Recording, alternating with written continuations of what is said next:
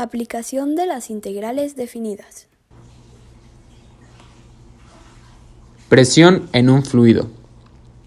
Es la presión termodinámica que interviene en la ecuación constitutiva y en la ecuación de movimiento del fluido. En algunos casos especiales, esta presión coincide con la presión media o incluso con presión hidrostática. Presión hidrostática. Nuestros objetivos específicos son aplicar integrales definidas en el cálculo de fuerza y presión hidrostática. También conocer cómo se aplican las integrales definidas en otras ramas de la ciencia, en este caso en la presión hidrostática. Todas las presiones representan una medida de la energía potencial por unidad de volumen en un fluido. Para definir con mayor propiedad el concepto de presión de un fluido, se distinguen habitualmente varias formas de medir la presión. Las mencionaremos más adelante. Existen 3 tipos de presiones: presión media, presión hidrostática y presión hidrodinámica. La presión media, o promedio de las presiones según diferentes direcciones en un fluido. Cuando el fluido está en reposo, esta presión media coincide con la presión hidrostática. La presión hidrostática es la parte de la presión debida al peso de un fluido en reposo. En un fluido en reposo, la única presión existente es la presión hidrostática. Se define por la fórmula pH igual a YH, donde pH es la presión hidrostática, Y es pg, que es el peso específico, y h, la profundidad bajo la superficie del fluido. La presión hidrodinámica es la presión termodinámica dependiente de la dirección, considerada alrededor de un punto que dependerá, además del peso del fluido, el estado de movimiento del mismo. Aplicación de la integral definida. La integral es la siguiente. Contiene ρ de densidad, g de gravedad y y1 y y2, que son las distintas alturas en donde se está ejerciendo la presión, siendo y1 la primera altura y y2 la segunda altura.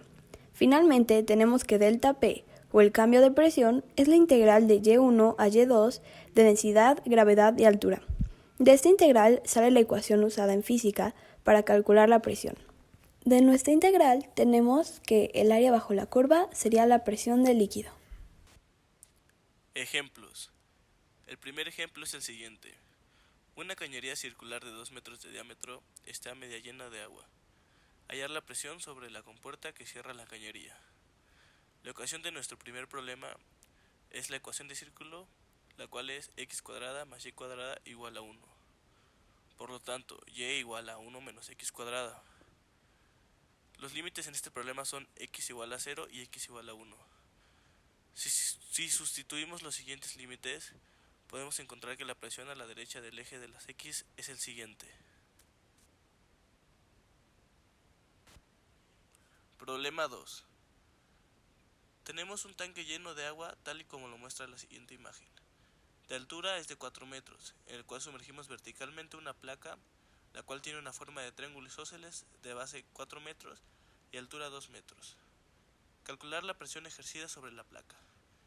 En el siguiente dibujo podemos observar el tanque con diferentes puntos. De altura 0,4. Podemos observar también la placa en forma de triángulo con su altura de 2 metros, pero la podemos ver en punto 0,2 y su base de 4 metros, empezando en el punto menos 2,0 y terminando en 2,0. También podemos ver diferentes fórmulas. La primera es el área del triángulo, el cual es base por altura sobre 2. Podemos que fuerza total, que es igual a densidad del líquido, la cual es en kilogramos sobre metros cúbicos, por aceleración de gravedad, que es metros sobre segundos, por altura por el área del triángulo.